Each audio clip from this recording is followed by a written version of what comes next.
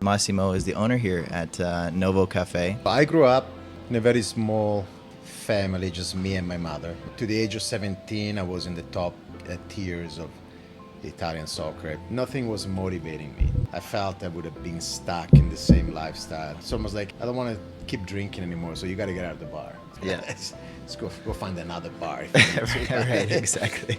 The idea was to go to Miami, and from Miami start going up Atlanta, the route from south to north.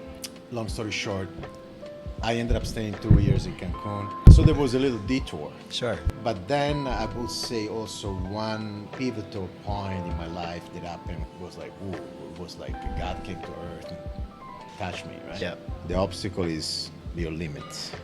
If you put that limit, you're never going to explore that option. But if you take the limits out, then the things that need to happen for you to achieve it, you will find it. From that moment on, I started walking on my own. And I hit my face here and there. At 6 p.m., I get a phone call. And it's the guy. Is the offer still on the table? It's like, boom. So the guy was desperate. Now it's 10 years in the restaurant business. For right now, I'm still working on Makes sense. the meat that is on the grill. Sure. You know. Hi, and welcome back to the Humanizing Success podcast. Thank you guys so much for watching. I'm your host, Jake Bennon, and today we are with Massimo. Hello. Hi. So today we are in Westlake Village, California, because Massimo is the owner here at Novo Cafe. And so I wanted to ask him a bit about how he got here, where he came from, and kind of get into why we're here today. So I have a little intro for you that I found online. I don't know what's true, what's not, because we haven't really spoken before this. But you'll tell me afterwards. Yeah, let's check. Yeah, exactly. So Massimo was born in Florence, Italy. He played soccer and traveled internationally through his youth, also playing tournaments in the U.S. He immigrated to America in 1996 and became a fitness trainer. In 2011, he began moving away from training and started scouting for restaurant locations. He then opened Novo Burbank in 2013 and Novo Westlake Village in May of 2019. Correct. So far. Okay. Yes, that's me. Perfect. So you were born in Florence, Italy. I guess actually the first thing I want to talk to you about, which I talk to everyone about, is when you think of success, being that this is a podcast about success, when you think of someone who is successful, what comes to mind? What do they have? Who are they? What do you think, shows that someone has success?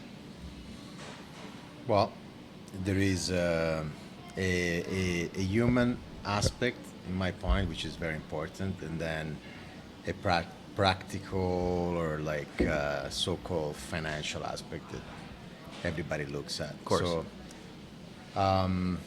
So the financial one, it's important to be financially independent. That can be relative. Somebody might need to have millions to feel successful, or billions. Some others, can just be financially independent, but no. So for me, success is somebody that is able to do an activity that he loves to do. He does it well. He's happy doing it, and he's respected in the environment that he's doing that activity. And usually when that happens, there is always a financial reward. Yeah. Then the limit of that depends on your drive and your, how far up you want to take that up the ladder. But Absolutely. it's So that's pretty much for me. Doing something you love, do it well, master it as well as you can. And do you think that view has kind of changed over time? No, it's it's the same. You have there is always the challenge, because there are always forces that try to bring you down. Yeah. So you got to stay always positive and learn the tricks of the trade Sure. to stay. Especially in the stay- restaurant business. Yeah, Tough one. exactly, in the restaurant business. But in any business, there is Yeah, no of easy course. businesses. Of course. Restaurant business as a fame, like a notoriety for being, 10, 7, 8 out of 10 fail, all of that. Yeah. I mean, there is no easy business. I mean, Yeah. any business requires effort, time, and you know, nothing comes for free. So Absolutely. that one too. I'm just gonna move this a little closer. Perfect. So I feel like a lot of people's stories and where they end up has a lot to do with kind of where they began. And so I kind of wanted to ask you what your childhood looked like, what your parents did maybe growing up, and what maybe led you to want to be a business owner, and where it started out. Well, I grew up in a very small family, just me and my mother. I mean, I had uncle, aunts, cousins, but my mother, my family's from the south. I grew up in the north, so I grew up pretty much with my mom. Um, Nothing. I grew up in a nice environment. Florence is one of the most beautiful city in Europe, I would So say, I've in heard. Italy, and there is a lot of culture, a lot of history, and it's also a very international city. We have a lot of tourists from all over the world. So at an early age, I was exposed to different people. I Yeah, of didn't course. grow up just in a little village. I started speaking English when I was 16, 17 in the streets, doing summer jobs. So I was exposed to a lot of cosmopolitan, international situations, Yeah. environment. Even though I grew up in a city, Florence per se is not a huge city, only 600,000 people, and very, you know, kind of the village feeling, but in a city where they're exposed to a lot. Sure. So, so I grew up like that, and then I did the usual things: school, sports. I was pretty good as an athlete, so you know, as you said, I played to the age of 17. I was in the top tiers of Italian soccer. I played, Wow. representative of my region and national teams like that. Then when it was time to do the jump to the pros, that didn't happen. Long story short, partially because a lack of 100% desire and drive, and a little bit of Yeah. bad luck. But I blame it more on me. I wasn't. I was playing just because It I takes- liked it yeah. for fun. Yeah. Yeah. But when you get to play with the top players in the country because everybody's good, you had to go the extra mile. And Totally. for me, it was like, I like to have fun. I get it. I mean, I grew up playing baseball here, Yeah. and then when it got to the end of high school, I could have gone and played baseball somewhere else, but I lost the love of it when I started to play as if I would to get to that next level. It was no longer fun for me. So Yeah, it became like a job. A job. Yeah, exactly. Yeah. You talked about working from a younger age. Was that a normal thing around where you grew up? No, actually, in Italy, usually kids don't.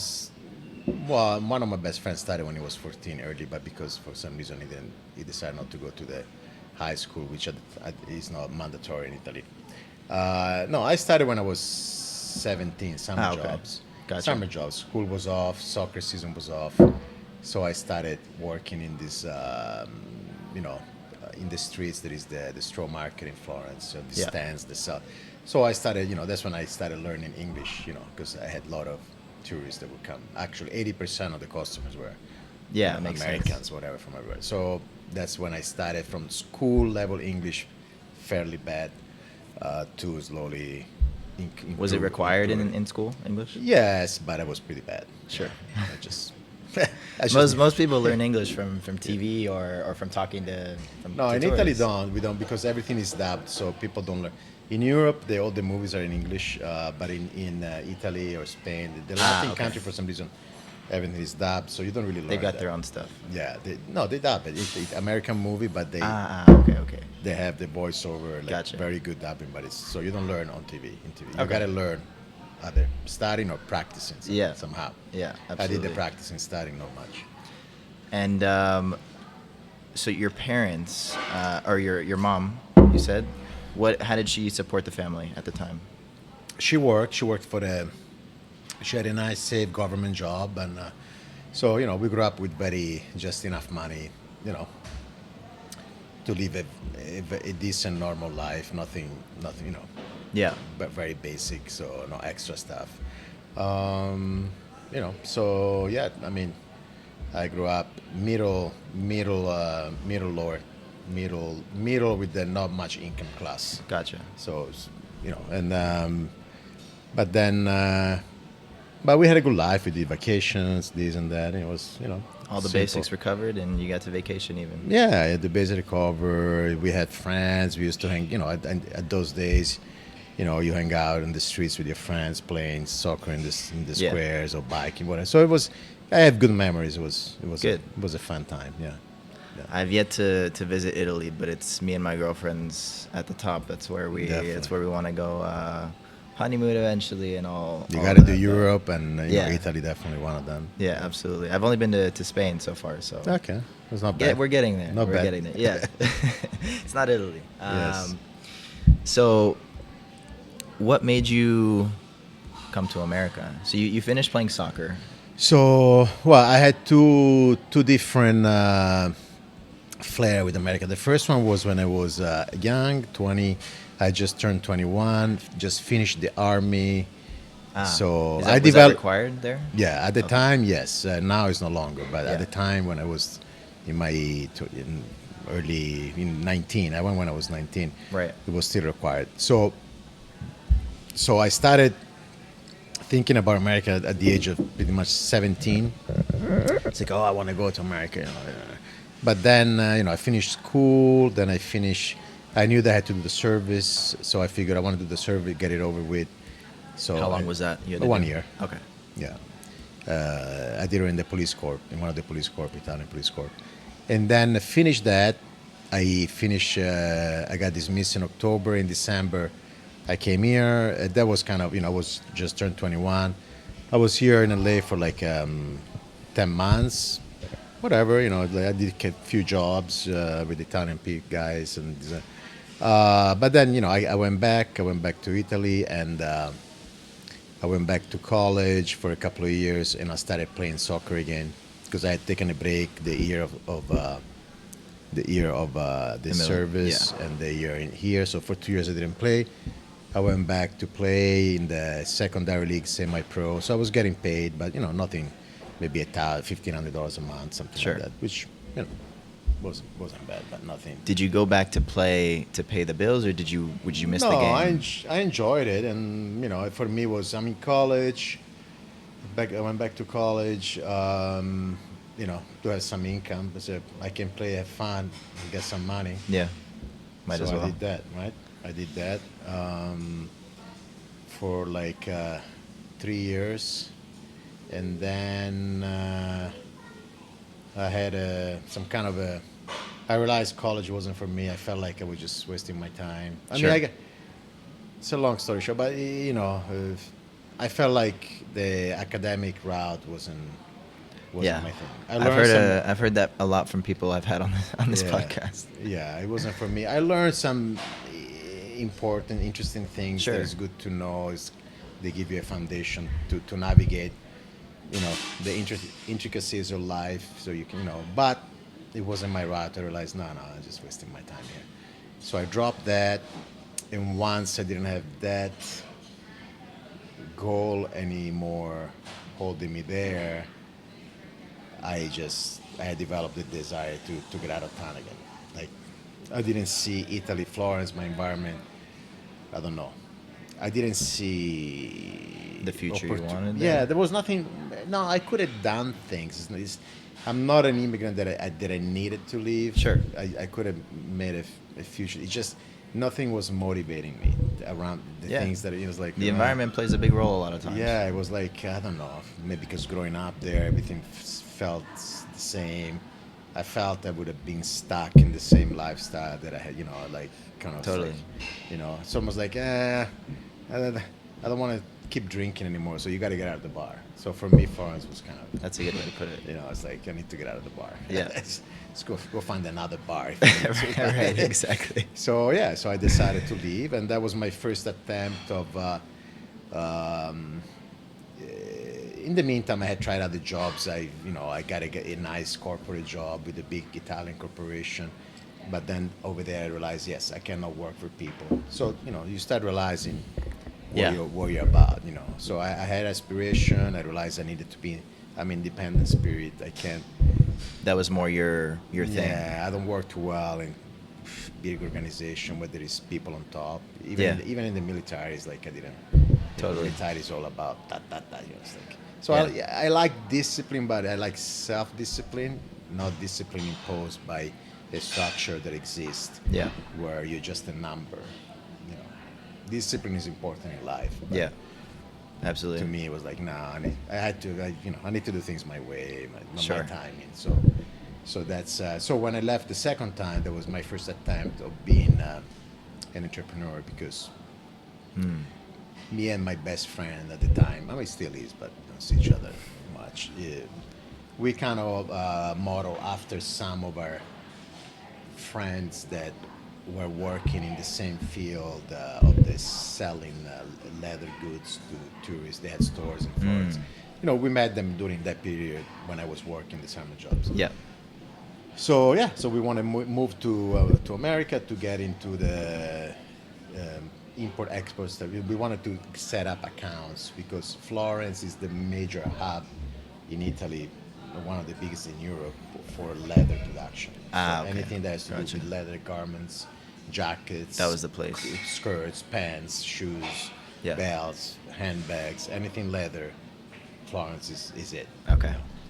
So we had contacts with the band, so we wanted to do that. We go to America and set up a business where we import and sell our product too. Sure. And so you did that for a bit. Well, that was the inciting moment where we that was the idea. We left in Okay. December of December of '93. Okay. We left, me and my friend. So obviously, nobody starts the business on December. We left December 13th. So we had worked the entire year to accumulate money and stuff. That makes sense. Okay, so finished that work. We finished working, and we said, okay, the idea was to go to Miami, and from Miami start going up Atlanta, then East Coast, go to New York, Boston, go all the different the route from south to north. Yep. And so we bought like about at the time was $4,000 of merchandise that we had shipped in a box to Cancun first. So we were gonna go to Cancun Gotcha. to have like a 3 weeks vacation, and then in January Sounds good. we go to Miami and we start. Right? Who starts the business at the end of December? Right? Nobody. So so what happened is that, long story short, I ended up staying 2 years in Cancun. Oh, wow. My friend at the end of January goes back to Italy because he realized, okay, it's not going to happen. And I ended up staying. So there was a little detour. Sure. Right? Sure. It happens. One of those life Yeah, events. It's all part of the journey. Absolutely. So after 2 years in Cancun, where What did you do in Cancun during that time? pretty Just- much, what do you do in Cancun? It's 2 years.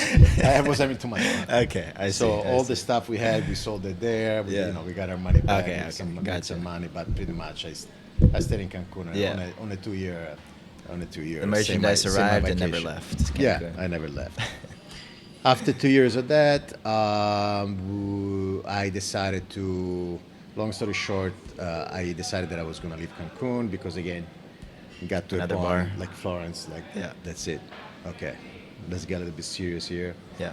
And I came back to LA because I was back with an old girlfriend of mine. We got back together, so I didn't want to go back to Italy. I didn't want to stay there. I said, oh, my Los Angeles I already knew. She's from here.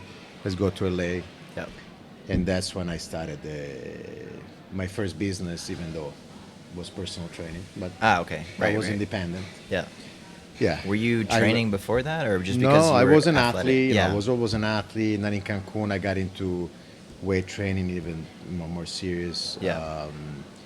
And people start asking me, but no, it was something that I kind of discover on the run. I used to come when I was in Cancun. I used to come here sometime to visit this girlfriend that I had. And then So I would go to gyms and see all these guys with, trainers doing. So I was like, what are these people doing? Like, Yeah. I had no. In Italy, they don't didn't. The have- personal trainer in the '90s didn't exist. Sure. Oh, yeah. My girlfriend said, "Yeah, these are personal trainers." Like, what do you mean? Like, yeah, they train people, for like, and they get paid. You can do Yeah, this of for a course they living. get paid. So how much? So at the time it was like, like 40, 50, $40 an hour. That's a lot for And I was that. like, wow, $40 an hour. Yeah. So if it, they have 6, 7 clients, I was doing the numbers like, wow. For me, Italian is like, are you kidding? In Italy, there used to be just a guy that was in the floor, hired by the gym, that would just kind of go around and tell, maybe tell you, do this routine, but there was no personal trainer. Yeah. It didn't exist. So I said, and half of these people don't know what they're doing because I saw them like, Yeah. oh, that's what I'm gonna do. Nothing's changed. That's Half it. of them, yeah. Yeah. So I created myself a personal trainer. I took a license, I did a test, and then I did that for 15 years. Wow. 15 years. So it went well. I used to do in gyms, homes, the beach, Yeah. depending. I had high-profile client, regular people, housewife, a little bit of, Did you ever think about opening a gym? Yeah. So after 15 years of that, at one point, it's like, okay, next phase. I didn't want to chase customer down for the rest of my Yeah, life. yeah. I had more ambition. I wanted to do something more substantial. So yeah. So I went. I tried to go to more of the business aspect of the fitness world, trying to to open a gym. I almost got one. Almost get put an offer on it. But what I realized during the process of that, I wasn't really excited. Yeah. So I usually follow my gut. So if you pursue something that is not excitement behind it, you're just doing it out of desperation, it's not a good sign. You'll never be as good as you can be. Yeah. What I realized is like, I was just burned out with that world. It was like, I loved it. It was great, but I just needed That was it. It didn't fit the. What you needed anymore. Yeah. Yeah. I couldn't pinpoint what it was. It's just, that's it. It's not it. Yeah. So, so there was a phase of about 8 months where I tried different things, trying to hit the spot, the target. I knew what I didn't want, but I didn't know exactly what I wanted. Yeah. So, so you keep trying, and this, no, until the restaurant idea, because the restaurant idea was a thought, I love food, I like people, so I used to talk about restaurant concept stuff, like you talk, with friends about, oh, somebody should do this, it would be Yeah. good, but not because you're ever thinking of something you will do, right? But then eventually my dear uncle, so talking to my uncle where I was kind of expressing my frustration because, I knew I wanted to get out of a platform, but I hadn't found the target yet for the next one. So I said, why don't you do that restaurant? We'll talk about it. Like, I was like, huh. So the moment my mind accepted the possibility, why not? Right. Because I never worked in a restaurant. The only restaurant experience I had is when I was going to eat out.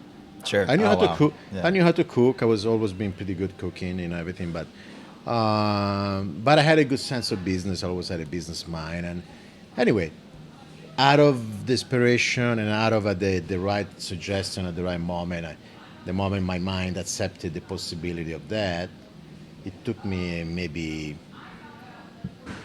a week or so of exploring few things that I was trying to figure out. And then the moment I made the decision, I said, yeah, I want to open a restaurant. And the moment I made that decision, I felt that juice. The excitement. So Yeah. I said, okay, that's it. That's the one. And that's how it started. So, it had to become real in your head Yeah. first. Yeah. Once you accept that that it's possible, then boom. I feel like half the time we don't take action because we don't even conceptualize that it's even possible or physical, and until we Yeah. sit down and say, okay, We well, I put can our actually- limits. Everybody Exactly, puts their limits. exactly. Their depending on your background, your history, your family history. Yeah. What you think, and sometimes people think they can only do things that they know. Yeah. But that's not true. You can do things that you know or that you want to learn, That's it. or that you want to know. Right. So the knowing shouldn't be an obstacle. Yeah. The obstacle is your limits.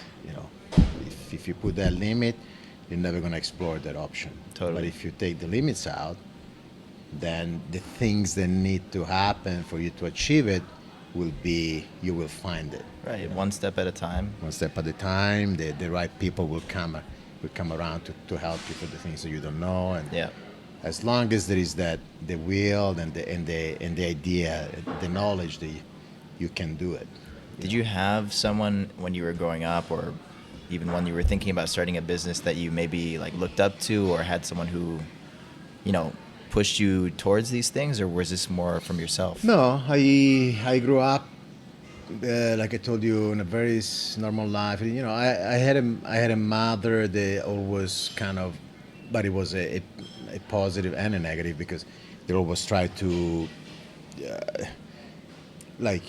She wanted to be proud of her son, because she was a single mom with a son. She wanted she wanted me to be happy, but she wanted to be proud. Look at my son. Of course. So she always put in me that thing, like, oh, you have to make me proud, But mainly, I don't think it's necessarily that. I always like to be. I looked at successful people that were like that I could look up. I never had envy. I was like admiring. Like if I see somebody successful, I was thinking, that would be nice to be Right. like it, or how did they get there? Right. It wasn't in a jealous way. It was like, how do I achieve this? Because you want to look up. You don't want to Yeah. look down. You Yeah. want to look at the people that are ahead of you, and so that you can figure out how to get there. Yeah. So I never had. So yeah. But mainly it was I think also my personality. Once you discover your personality, because not everybody has the personality to be entrepreneurial. For sure. There is people that need the safety. They need the structure, and they cannot live with the unknown. So it sounds like when you had that structure, maybe in the military or in your big job, I hated it. Right. So you found out, all right, it's not that direction. Yeah. So I excluded through the years, one by one, Trial and error. all the different possibilities that you can route your life towards. So I realized, okay, I just need to find what fits for me. And what fits for me is most likely I never found it. It's not created by somebody else. Right.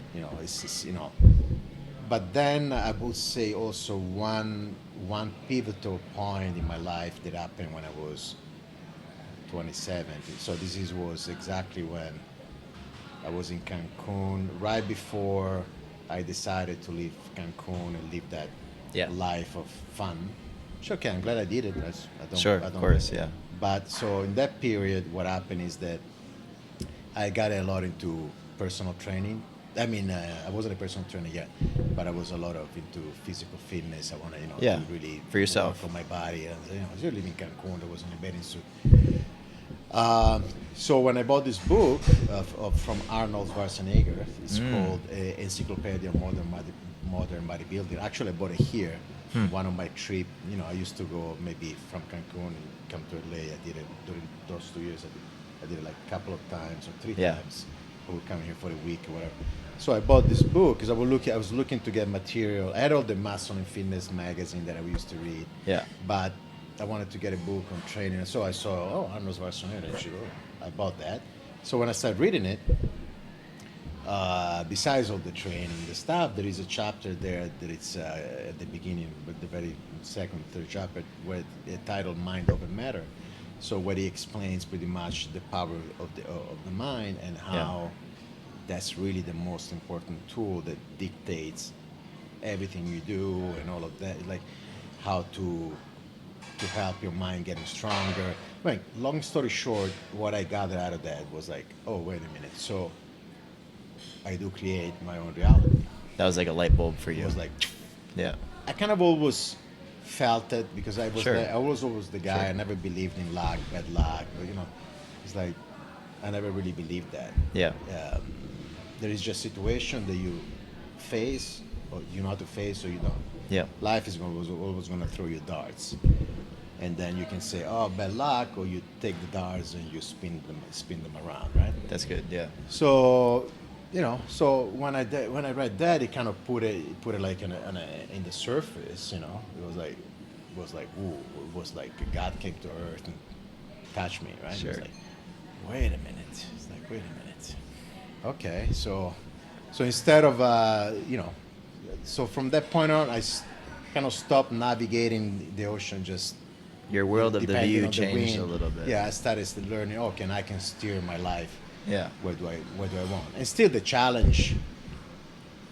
From that moment on, there were a journey of a lot of challenges. Of course. But that knowledge was like, okay, open sesame is like big Things are revelation. possible. From Arnold, of all people, which obviously is, how Right. successful he is. Yeah, absolutely. You might not like him or like him, but you can't say that he Oh, of didn't course. create. No, he's he done didn't big create things his for right. sure. So yeah, so that was really the biggest my biggest turning point and mentor moment.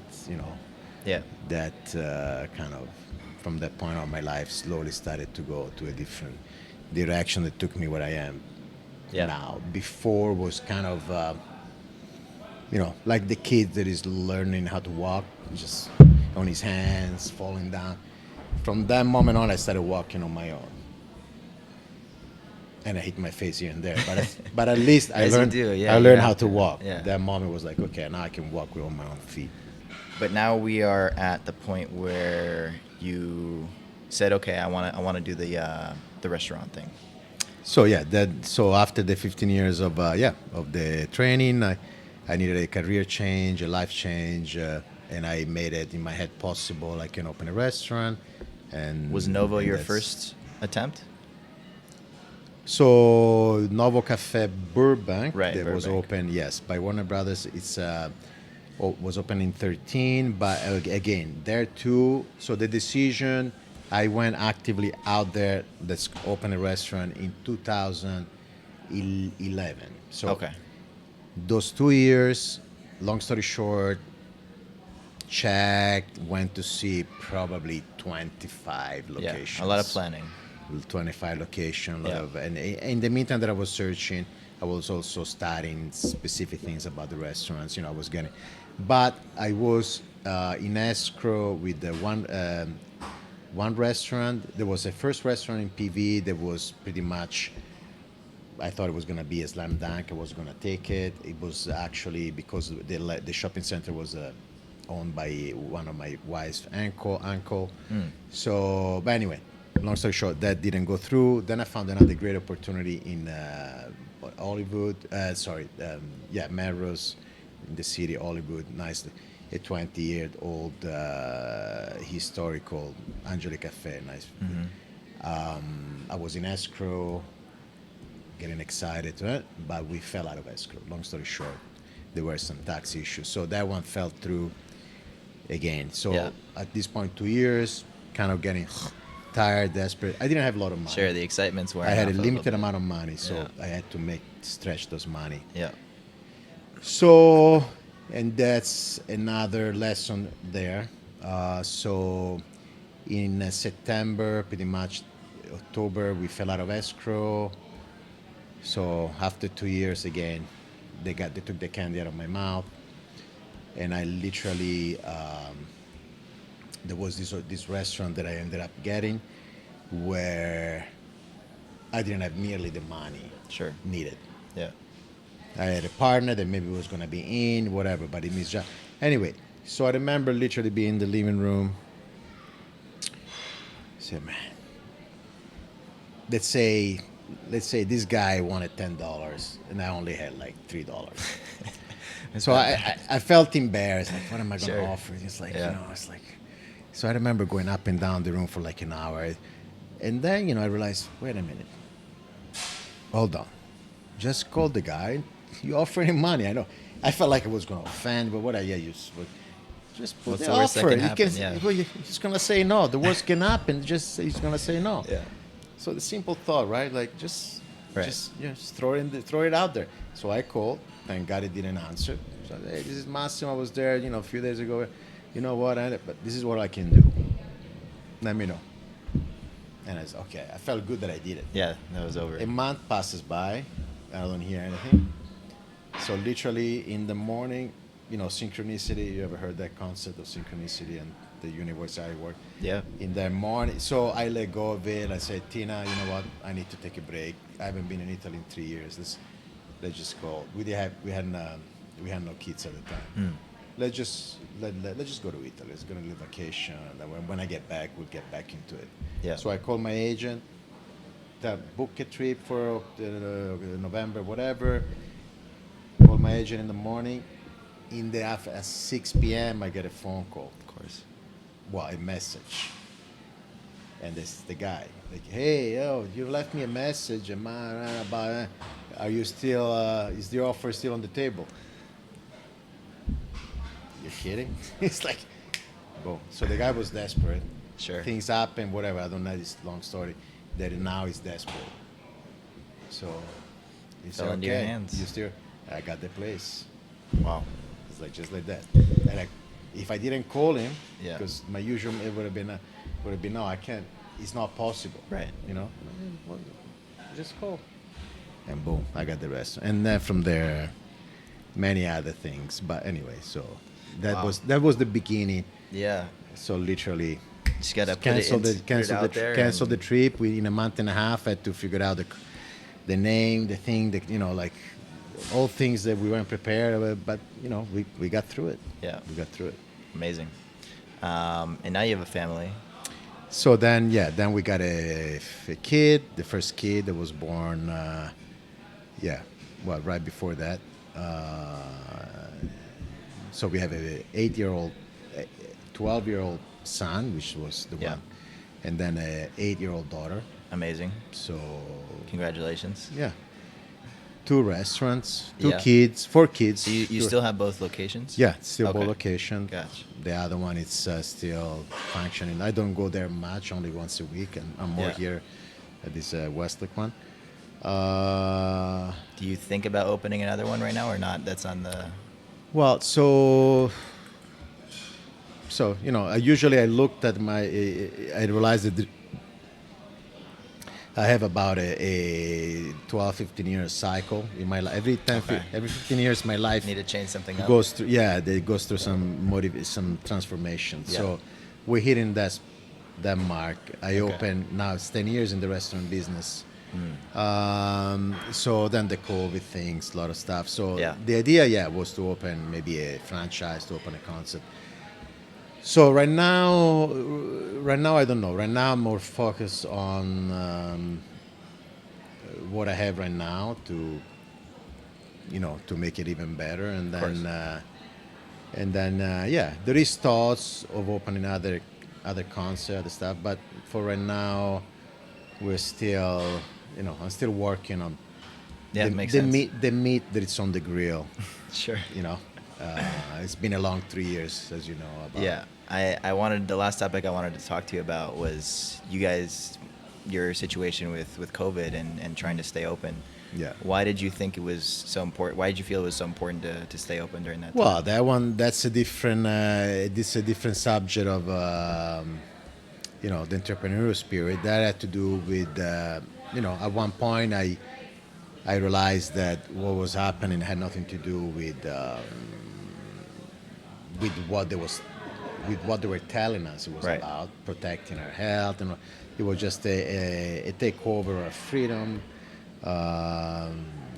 Literally all our freedoms, medical, business, everything. So Yeah, absolutely. after the first 8 months, where I kind of regrettably I followed the rules, thinking that how long are we gonna be in this?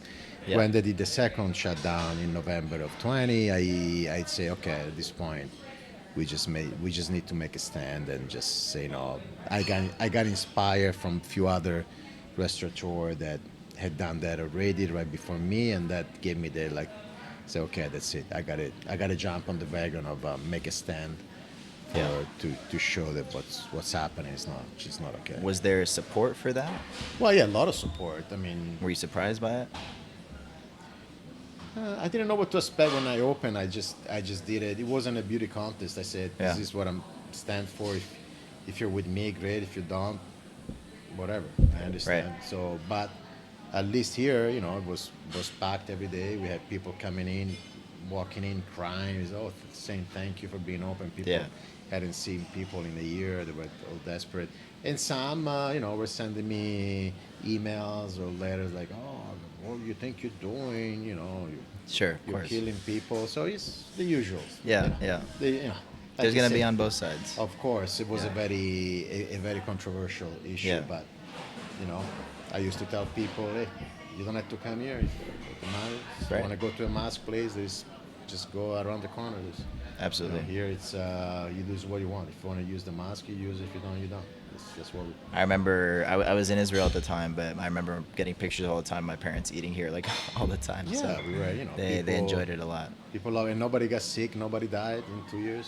So, The proof is there. the proof is there. And this when they did the second shutdown, other states they were open. So Yeah.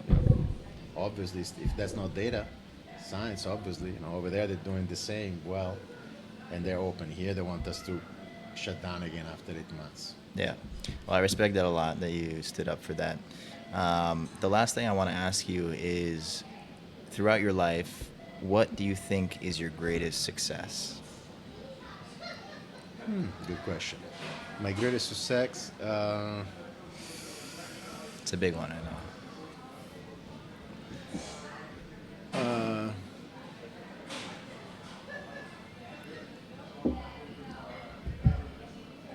resilience, Being resilient. being resilient, and and putting value to things that are important. I like that. Amazing. So the last thing I do on each podcast is I do a word association. So essentially, I'm going to give you a word, and you're going to give me one word, ideally. But if you need more than one word, go ahead. Response to it. So the first word is football or soccer. First word, football. Yes. Love it. Love it. Italy.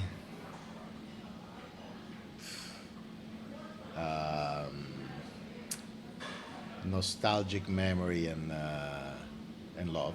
Amazing. I'll have to let you know when I'm over there. What? I'll have to let you know when I'm over there. Family. Family.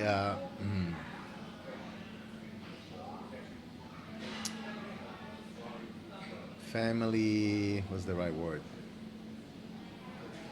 I know it's hard Wow. to put it into. A little pain and regret for my original family, and joy for the present family. Amazing. Career. Career, challenge, And then the restaurant business. challenge. Awesome. Thank you so much. I've enjoyed this a lot. Thank you guys so much for watching. We're on weekly uploads now every Friday. So I look forward to the next one. And stay delusional, because success comes when you least expect it. So thank you guys for watching.